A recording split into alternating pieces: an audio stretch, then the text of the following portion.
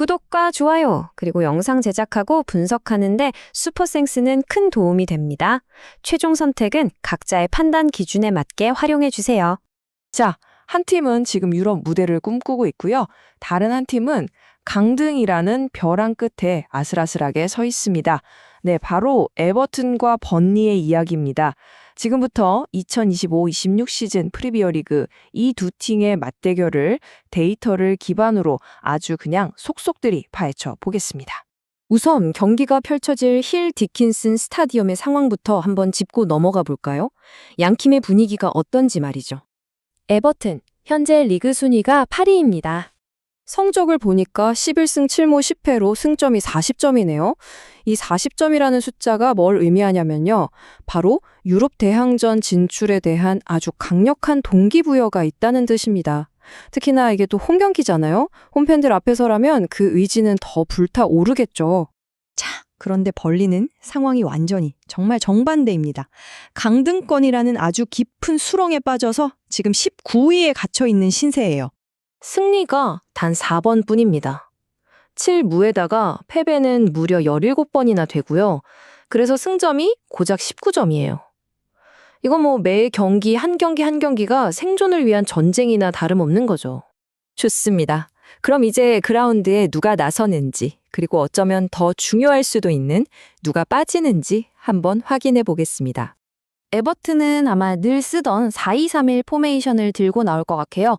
골문은 픽퍼드가 지키고요. 수비 라인은 미콜렌코, 브랜스웨이트, 타코우스키, 오브라이언, 중원에는 게에와 가너가 호흡을 맞추고 그 앞 2선에는 맥릴, 듀스버리 홀, 은디아에가 설 것으로 보입니다. 그리고 최전방은 티에르노 바리 아니면 베투가 책임질 것 같네요. 그런데 에버튼에 정말 치명적인 소식이 하나 있습니다. 팀 공격의 핵심이라고 할 수 있는 잭 그릴리시가 시즌 아웃 판정을 받았어요. 이게 얼마나 크냐면 그의 기록을 보세요. 2골 6도운 물론이고 공격에 물꼬를 트는 기회 창출이 19번, 그리고 상대 수비를 그냥 허물어버리는 드리블 돌파가 무려 73회나 됩니다. 이 모든 걸 이제 볼 수가 없게 된 거죠. 여기에 주장 콜먼이란 알카라스까지 빠지니까 에버튼의 공격, 그 날카로움이 정말 많이 무뎌질 수밖에 없겠네요. 벌리라고 해서 상황이 좋은 건 아닙니다. 마찬가지예요. 주장이자 수비의 중심축 조시 컬렌이 장기 부상으로 빠졌거든요. 이 선수가 경기당 파스를 40.4개나 하면서 빌드업을 시작하고 또 1.7개의 태클로 상대 공격의 맥을 딱딱 끊어주던 선수인데, 이런 선수가 없으니 팀 수비 밸런스에 정말 심각한 균열이 생길 수밖에 없죠. 자, 그럼 이런 선수 구성의 변화가 실제 경기장 위에서는 어떤 전술적인 미스매치를 만들어내는지 한번 들여다볼까요? 에버턴의 전술은 아주 명확합니다. 실리 축구죠. 평균 점유율이 44%밖에 안 돼요. 일부러 상대한테 공을 내주고 대신에 우리 진영에 촘촘하게 수비벽을 세우는 겁니다. 그러다가 공을 딱 뺏는 순간 경기당 평균 38번이나 되는 롱볼을 뻥 차서 아주 빠르고 위협적인 역습으로 바로 전환해버리는 거죠. 바로 이 지점에서 번니의 치명적인 약점이 드러납니다. 그건 바로 공격적으로 올라간 풀백들이 남기는 드넓은 뒷공간이에요. 이건 심지어 번니 감독 본인이 직접 우리 팀 구조가 매우 취약하다고 인정했을 정도니까요. 이런 약점을 가지고 에버튼의 그 직선적인 역습을 막아낸다? 글쎄요, 정말 쉽지 않아 보입니다. 자, 여기서부터가 정말 중요합니다. 이 경기의 향방을 가릴 수도 있는 결정적인 데이터가 있거든요. 바로 세트피스입니다. 놀랍게도 양 팀 모두 전체 득점의 무려 31%를 세트피스 상황에서 만들어냈어요. 거의 3골 중 1골은 세트피스에서 나왔다는 얘기죠.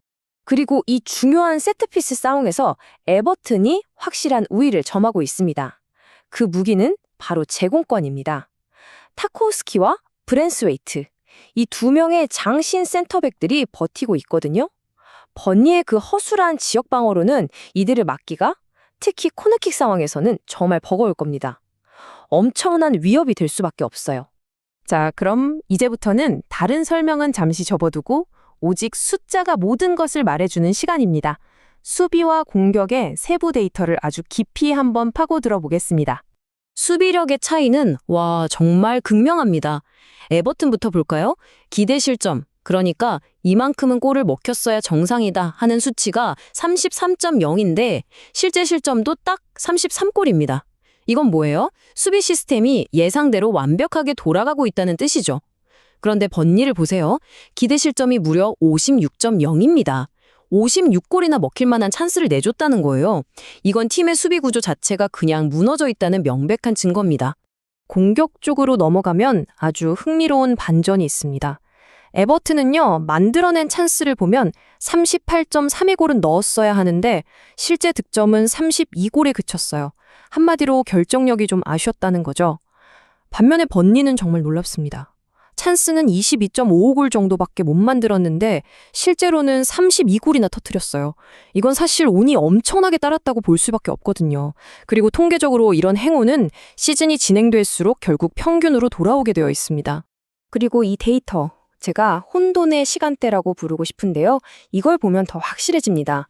두 팀 모두 경기 막판 75분 이후에 무려 9골씩을 몰아쳤어요. 아주 폭발적이죠? 그런데 진짜 문제는 바로 이 시간대에 번니의 수비 집중력이 그냥 와르르 무너지는 경향이 있다는 겁니다.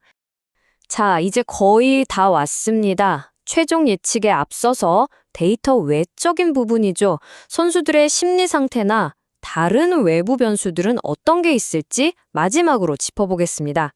이런 데이터 외적인 변수들도 하나같이 벌리에게 불리하게 작용하고 있습니다.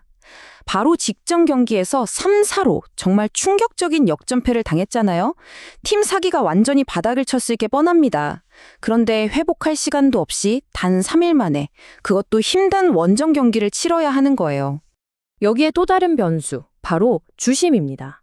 이 경기의 주심인 팀 로빈슨은요, 경기당 평균 4.7장의 카드를 꺼내들기로 유명한 카드캡터입니다. 이게 왜 문제냐면 번니 미드필더들은 에버튼의 빠른 역습을 막으려면 어쩔 수 없이 파울을 해야 할 텐데 자칫 잘못하면 이게 퇴장이라는 최악의 시나리오로 이어질 수 있다는 거죠. 자, 지금까지 살펴본 이 모든 데이터와 변수들을 종합해보면 과연 가장 확률 높은 결과는 무엇이라고 생각하시나요? 데이터가 가리키는 가장 합리적인 예측은 바로 에버튼의 승리입니다. 그리고 벌리의 수비가 워낙 불안하기 때문에 양팀 모두 득점하거나 아니면 2.5골 이상이 나오는 다득점 경기가 될 가능성도 상당히 높아 보입니다. 최종 스코어를 예측해 보자면 에버튼의 2대1 또는 3대1 승리가 유력해 보이고요. 아마도 승부가 갈리는 시점은 경기 후반이 될 겁니다. 벌리의 체력과 집중력은 떨어지고 수비 불안과 가드 문제는 점점 더 커질 테니 그때를 놓치지 않고 에버튼이 결정적인 쐐기골을 터뜨릴 가능성이 매우 높다고 분석됩니다.